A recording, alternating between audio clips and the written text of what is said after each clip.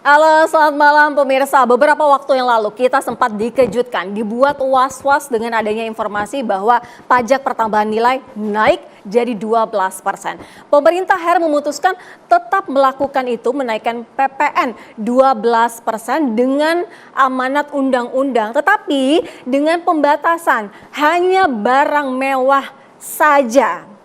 Dan lantas bagaimana dengan dampak yang dirasakan dari dunia bisnis, kemudian juga daya beli masyarakat? Kami akan hadirkan dialognya dalam Indonesia Business Forum bersama saya Sira Safira dan juga para narasumber yang sudah hadir pada malam hari ini. Sudah bergabung bersama kami Mas Deriansyah Azhari yang merupakan pengusaha, influencer dan juga tim ekonomi syariah Prabowo. Paket lengkap sekali ya.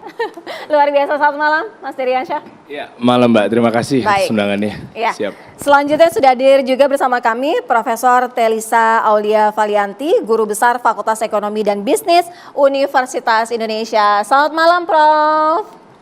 Silakan. Selamat malam. Iya baik, selamat malam. Terima kasih. Kemudian sudah bergabung juga bersama kami Ibu Maslin Nababan, pedagang pasar Tanah Abang. Kita akan dengarkan nanti ya. Bagaimana? Selamat malam Ibu. Selamat malam Mbak. Baik, kita juga akan mendengarkan testimoni dari karyawan swasta yang sudah hadir bersama kami dan juga kami menghubungi dari para anggota DPR melalui Zoom. Kami undang nanti ada Bapak Saleh Daulay, Ketua Komisi 7 DPR RI, kemudian juga Fatih, anggota Komisi 11 DPR RI. Akan bergabung bersama kami melalui daring. Sebelum kami hadirkan dialognya, kita saksikan dulu informasi ini untuk Anda. Beberapa waktu yang lalu media sosial juga sangat ramai dengan perbincangan mengenai pajak pertambahan nilai yang naik jadi 12%. Ini juga mengundang tanya, reaksi, banyak sekali reaksi-reaksi mengatakan bahwa mereka tidak setuju. Walaupun akhirnya pemerintah menerapkan dengan kondisi selektif yaitu dengan barang mewah saja. Kita akan tanyakan langsung kepada salah satu pedagang di Pasar Tanah Abang, Ibu Maslin. Saat ini Ibu itu usahanya di Tanah Abang apa Bu? Bisa diceritain?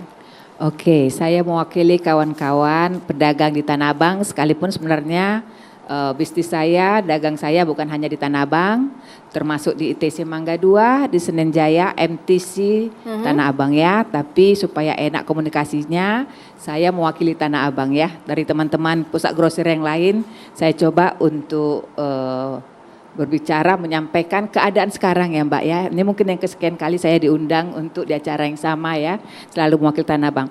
Efek dari PPN masuk akan ditambah itu Mbak ya. Buat kami sekarang ini kan situasi dagang itu berdarah-darah ya.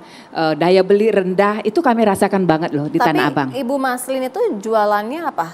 Saya jualan fashion. Kalau di Tanah Abang itu 90% itu fashion Mbak. Iya. Ya 90% itu fashion di Tanah Abang. Nah kalau fashion ini kan sebenarnya bukan barang kebutuhan.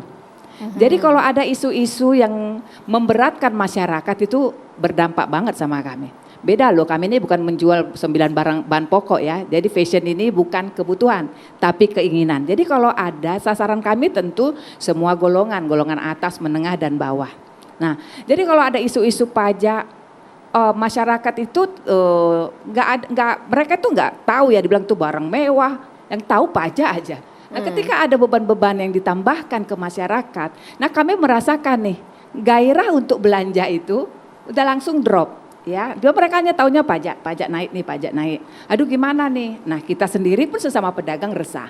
Karena gini ya Mbak, selama ini pajak nggak dinaikkan aja sejak COVID, itu kami udah berdarah-darah. Ya, padahal katanya Tanah Abang adalah selalu dibangga-banggakan pusat pasar terbesar se-Asia Tenggara. Tapi Mbak coba datang ke Tanah Abang. Siapa yang datang ke sana? Sepi gitu. Sepi luar biasa. Dampak dari COVID, dampak dari online, dampak juga dari kebijakan-kebijakan yang kami rasakan ya. Itu nggak ada kok yang meringankan kami pedagang Tanah Abang. Penurunannya berapa persen Bu Maslin? Penurunannya ya 75%. Wow. Toko-toko kalau kalian ya mbak-mbak ini ya, adik-adik semua datang nih ke Tanah Abang. Yang sepi itu ya 75% sepi. Artinya begini, ketika pemasukan minim sedikit sekali, kemudian harus mengeluarkan kos untuk membayar biaya gedung sewa, Oh iya Mbak, sekarang ya banyak dari kami pedagang ini menutup tokonya, kita nggak nutup bisnisnya ya, tapi kami mengurangi jumlah toko kami. Ya, karena memang kami diperhadapkan harus bayar service charge. Kemudian kita harus bayar gaji karyawan. Nah mau belanja sekarang nggak berani. Iya. Iya kan, mau belanja gimana kan kita jual fashion. Belum lagi kita diberatkan lagi oleh keadaan yang memang kita merasakan, kita belum bicara pajak aja ya Mbak ya. Itu udah sakit kita selama ini. Udah sakit, nah tambah isu ini lagi. Padahal kita dengan pemerintahan yang baru sebenarnya kami ini berharap kebijakan apa nih yang dilakukan pemerintahan baru ini. Nunggu-nunggu loh, di awal pemerintahan malah PPN. So sorry to say ya kalau dibilang aku tadi juga udah dengar ya yang katanya hanya untuk barang mewah. Ya. Kategori barang mewah aja nggak jelas. Ya kan, itu ya kategori barang. Dan kami ya pedagang yang di bawah ya, kami merasakan gini loh, ya jangan sebut-sebut barang mewah. Karena kecurigaan kami selama ini, awalnya aja lo bilang barang mewah, lama-lama ngembet kemana-mana. Baik, Ya. ada kekhawatiran di situ ya Ibu Yes, Maslin ya, kita tangkap. khawatir. Baik, kita juga bergabung bersama kami melalui Zoom, ada Bapak Saleh Daulay, Ketua Komisi 7 DPR RI. Pak Saleh, begini, tadi kita sudah sama-sama mendengarkan bagaimana keresahan dari pedagang di Pasar Tanah Abang. Kemudian kalau dari dunia usaha, industri, kira-kira dampaknya akan seperti apa Pak Saleh? Ya, pertama begini, kita harus lihat dulu posisi pemerintah ya, bahwa memang pemerintah sekarang ini Pak Prabowo Presiden sudah mengatakan akan mengimplementasikan naiknya PPN dari 11% menjadi 12%. Sebetulnya apa yang dilakukan oleh Pak Prabowo ini, saya lihat semangatnya bukan untuk membebani masyarakat, tetapi adalah untuk melaksanakan undang-undang.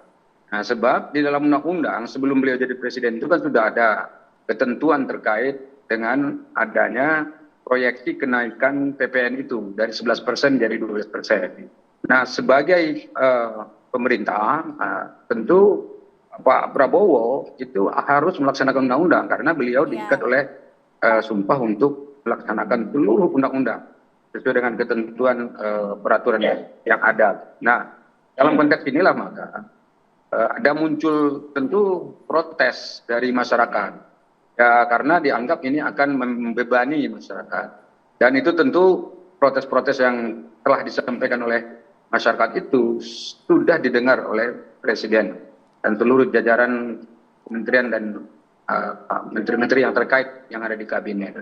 Lalu kemarin itu dicoba dicarikan solusi bagaimana caranya supaya ini tidak memberatkan. Lalu muncullah opsi, yaitu kita akan tetap menaikkan PPN itu menjadi 12%, tetapi kenaikan itu tidak menyasar seluruh barang dan produk yang dipasarkan di masyarakat. Tetapi yang disasar itu adalah barang-barang mewah saja. Jadi barang-barang mewah yang memang biasanya itu juga ketersediaannya terbatas dan juga dibeli orang-orang tertentu. Yaitu orang-orang yang mempunyai uang yang kelihatannya dengan begitu dia tidak akan terpaksa untuk membayar 12% gitu. Nah, masalah yang muncul kemudian adalah bagaimana agar tadi seperti yang dikeluhkan, jangan sampai barang mewah itu malah justru melebar. Jadi berubah menjadi katakanlah hampir semua barang kena gitu.